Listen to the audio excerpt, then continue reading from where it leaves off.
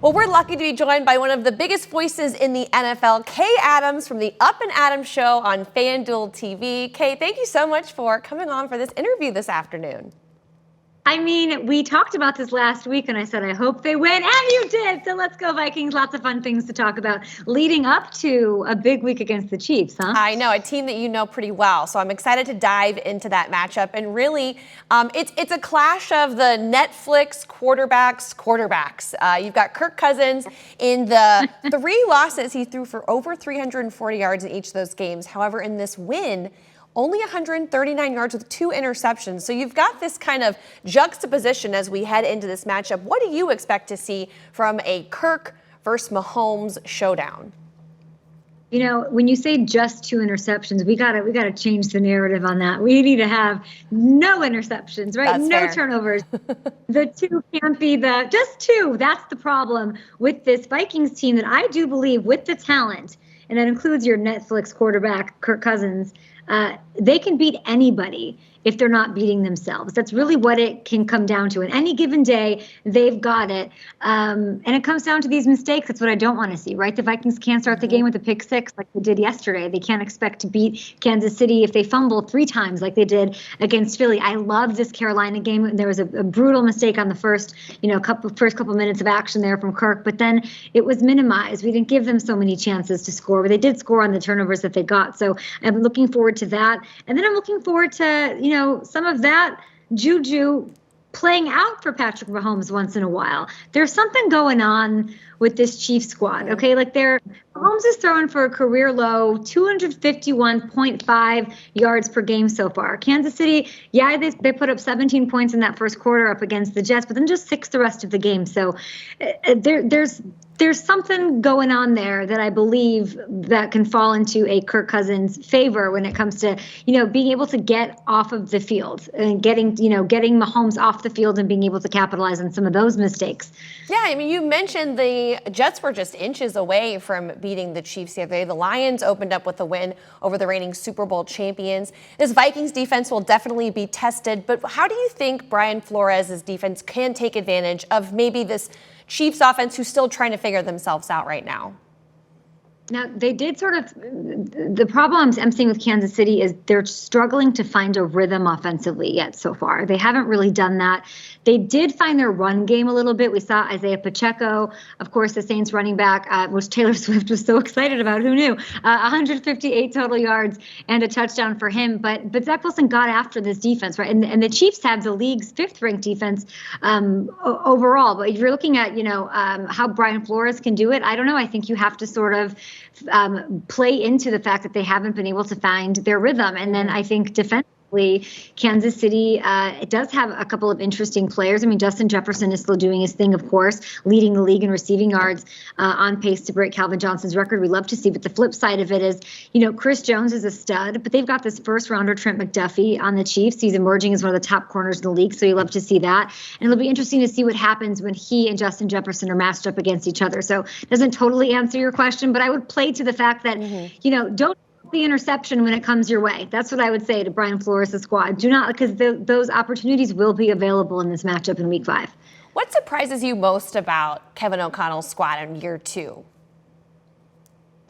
I mean, through 3 weeks, I don't think that it's been quite where it needs to be. It was nice to have a win against Carolina. We love to see it. What surprises me is maybe just the resilience, the not giving up. I mean, Kirk Cousins, outside of turnovers, which ultimately does sort of fall on the head coach as far as, discipline and making those plays and executing where you need to be, Kirk has looked better than ever.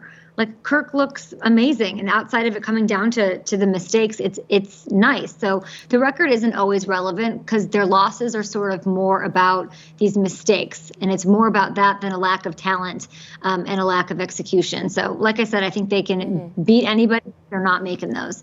Kevin O'Connell, as covering all 32 teams, sort of does. He's under the radar as far as like being demonstrative.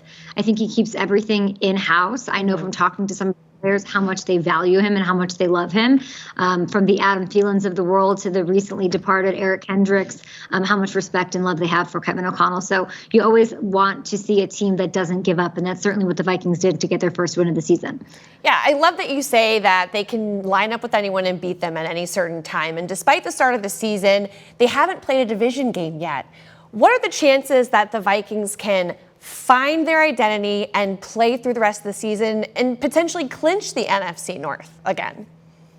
Oh, as much as I love talking to you and I love the Vikings, there just seems, I would have to see it before to know that it's real. I think something with the Lions, and I'm from Chicago, so woe is me.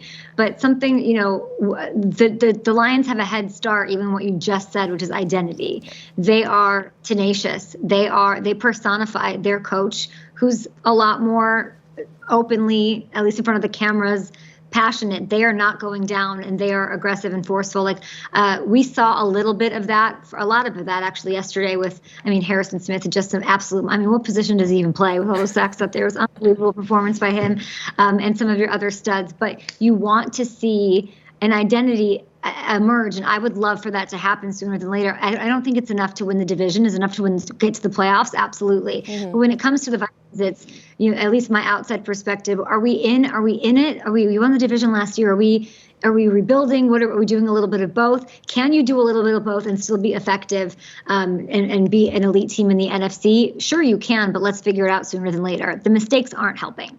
You brought up the guy for my next question, Harrison Smith. 14 tackles, 3 sacks, 2 tackles for a loss, 3 quarterback hits, and a forced fumble. It's a stat line that you don't see for many 34-year-old 6-time Pro Bowler safeties in the league. And just going off of that, a lot of the teammates were tweeting out Hall of Famer. Cam Bynum was saying after the game, this guy deserves to be in Canton. What are your thoughts on that? Does this guy deserve that chance at a gold jacket?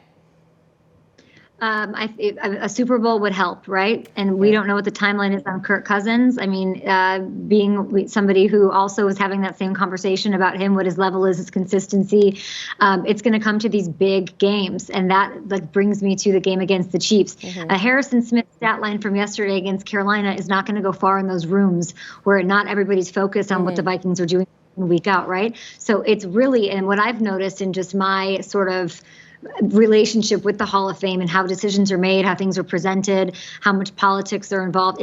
Those big games matter. Those playoff berths matter. So I think it will take a deep playoff situation or some transcendent play. So if you can notch that stat line week out. But the thing is, the Vikings are going to have opportunities to get the Chiefs off the field. This is a big game. This is one of those big games because everyone's watching the Chiefs. The Taylor Swift thing, you can say what you want, we can joke. It matters, and that'll matter in 5 years, 6 years, 7 years, and these discussions are being had. So get some of those turnovers. Mahomes, from my vantage point, is pressing a little bit. So I love how Harrison and the Vikings capitalized on these Panthers' mistakes yesterday. They're going to have plenty of opportunities, and they're going to have to build on that heading into this weekend. The defense obviously going to be tested, but it's a game like this. If he could do that against Mahomes, now we're talking and building on that story. But of course, a Super Bowl is what's going to make that the most viable option for him. But he's the best. Yeah. He's a safety. What are we doing? Crazy. Well, when you're Brian Floress, I think position doesn't matter as much. It's the position you put that particular player in, and that's what we love to see out there. And we're also hoping to see that big performance that you're talking about, Kay. We really hope that happens against the Chiefs. Nothing like that to turn around a season and to really provide some more momentum and positivity in that locker room. And that's what you provided today here on the Vikings Entertainment Network. We thank you so much for joining us, and hope to see you out to a game sometime soon, maybe. Yes, and how about just a quick shout out to Marcus Davenport? What a beautiful performance by him. We love to see it. Keep it rolling against the Chiefs. Love it. Thank you, Kay, for joining us. Appreciate you.